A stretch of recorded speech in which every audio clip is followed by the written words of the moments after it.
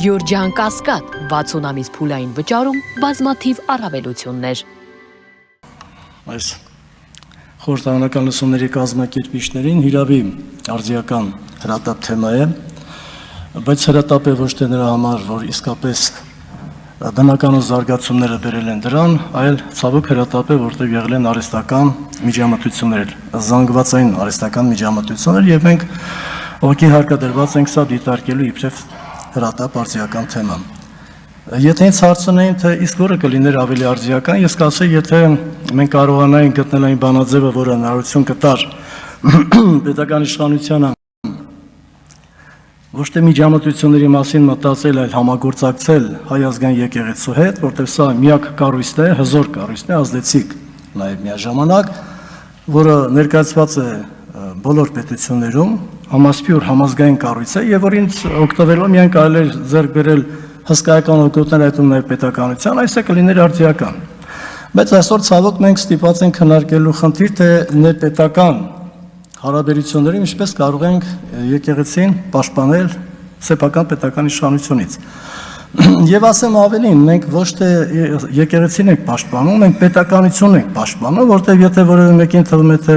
եկեղեցու նկատմամբ Վարշավը պարզապես թիրախավորում է հայ ազգային եկեղեցուն, ապա սխալվում եք։ Թիրախավորում է պետականությունը, սանրական կարգը։ Ես համամիտ եմ, որ այսօր ավելի շատ պետք է խոսել միջամտությունների մասին, բայց թույլ տվեք մեկ այլ ասպեկտով հարցը ներկայացնել։ Մենք չենք էլ այսպես մտավախություն ունենում, որ պետությունը պետք է միջամտի կամ չմիջամտի, հասկանալի է, որ չպետք է միջամտի, բայց կարծես թե դա այդքան էլ արձիական չէ, որտեղ իրենք արդեն որոշել են, որ կարող են միջամտել։ Այստեղ ավելի շատ մեծ խնդիրը հենց համագործակցությունն է, որը չկա, եւ այդ համագործակցության բացակայությունը բերում է նրան, որ մտածում ենք, թե ինչպես կարող ենք եկեղեցուն տկարացնել։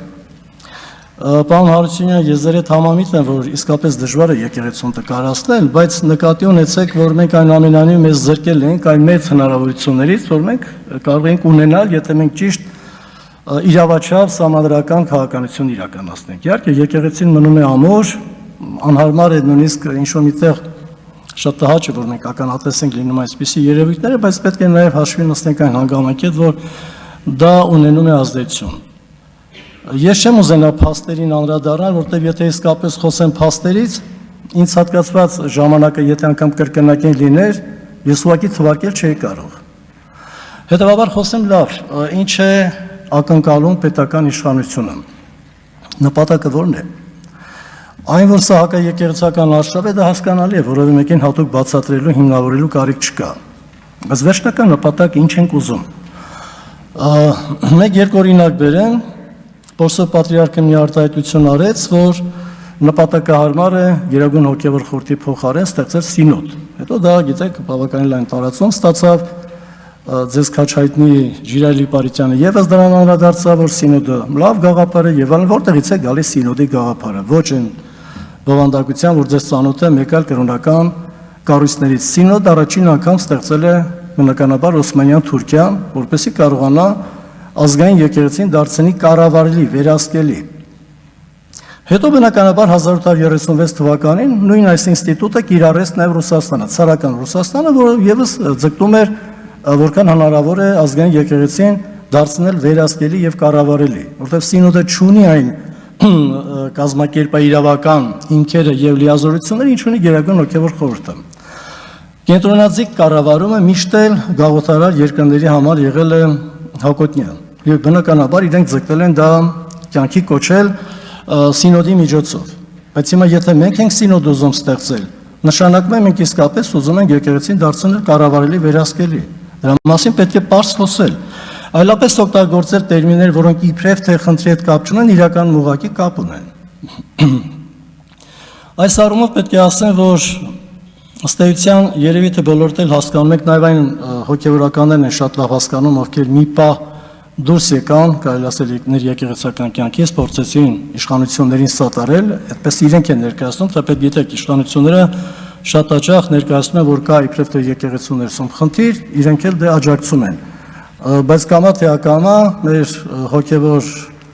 սպասավորները բարձրաստիճան իրենք են պնդում, որ իրենք են սատարում վարչապետին։ Սա կարևոր վերապահում է, մենք հետո սրանք անդրադառնանք, հիմա միգուցե դրա համար հարմար պահ չէ,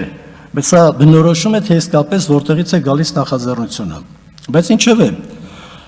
այս ամենը ուղղված է իսկապես եկեղեցու դեմ, ով կլինի մայրաթորի,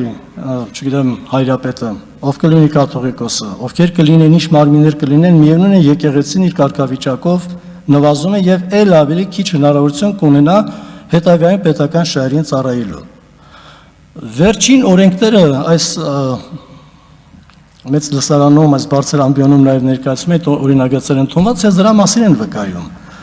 Մենք այսօր խոսում ենք ազգային քաղաքականության մասին, ազգային անվտանգության քաղաքականության մասին, ասում ենք, որ կարծես թե ոմանք շեղվել են դրանից, հարգելիներս, մենք ղեկավարում ենք իրավական ակտերով, իսկ իրավական ակտերում դուք ամրագրում եք այն ինչ որ պատարակներում է հնչում, ծիսակատարությունների ժամանակ է հնչում, դուք որևէ իրավական ակտ չունեք այն դրույթների մասին, որ բանավոր հնչեցնում եք ասուլիսների ժամանակ։ Իրավական արժեք ունեն միայն այդ իրավական ակտերը, սահմանադրությունը, ազգային անվտանգության ռազմավարությունը, որը ցավոք իրավական ուժ չունի, որտեղ չեք հաստատել, ընդհանրապես տարել եք ազգային անվտանգության խորհուրդ, հավանության եք արժանացրել, մոռացել եք հաստատել։ Այդ շատ կարևոր փաստաթուղթ է, դրանից հետո ընդունել եք կառավարության որոշումներ, մինչև հիմա էլ ընդունում եք եւ փաստում եք, որ իսկապես Լեռնային Ղարաբաղից մարդիկ բռնագաղթվել են։ Դուք դարձանագրում եք, հետո ասում եք, բայց չէ, գիտեք, մի ուրիշ բան է տեղի ունեցել։ Իրավական ակտերում ինքներդ եք արձանագրում, որ տեղի է ունեցել բռնագաղթում։ Եվ տեղի ունեցել Ադրբեջանի կողմից ագրեսիվ քաղաքականություն։ Դուք հետո ինչ կասեք տարբեր ամբիոններից, դա արդեն իրական նշանակություն չունի։ Ղեկավարում են մարդիկ իրավական ակտերով, որոնք չեն վերացվել, որոնք չեն էլ վերացվելու կարծում եմ։ Ավարտելով միտքս ասեմ, որ ես առանձնակի այդպես չեմ ուզում շեշտադրում անել սահմանադրության դրույթների վրա, դրանք կարող են եւ չլինել։ Այսինքն պետք է սահմանադրության մեջ մենք ամրագրենք եկեղեցու կարգավիճակը նոր 5 ընդունենք, որ չի կարելի միջամտել, որ պետք է համագործակցել, ոչ, որտեվ ինքներդ բոլոր շատ լավ հասկանում եք, որ միջազգային իրավական փաստաթղթերը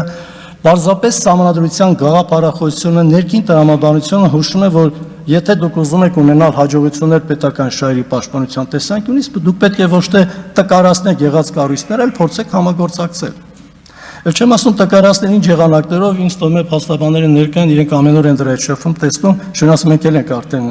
դրա ազդեցությունը զգում, բայց դրա մասին չէի ուզենա ուղղակի խոսել, նաև հաշվի առնելով այս դաժան ընթացակարգը, որ սահմանել եք 4-6 րոպեին իսկապես թեման ու ժամանակը, բոլոր դեպքերում շնորհակալ եմ եւ վերջում ուզում ասել, որ ես ծանոթ եմ հայտարարության նախագծեր, հաջողված նախագիծը, ես կողմ եմ նախագծին, շնորհակալություն։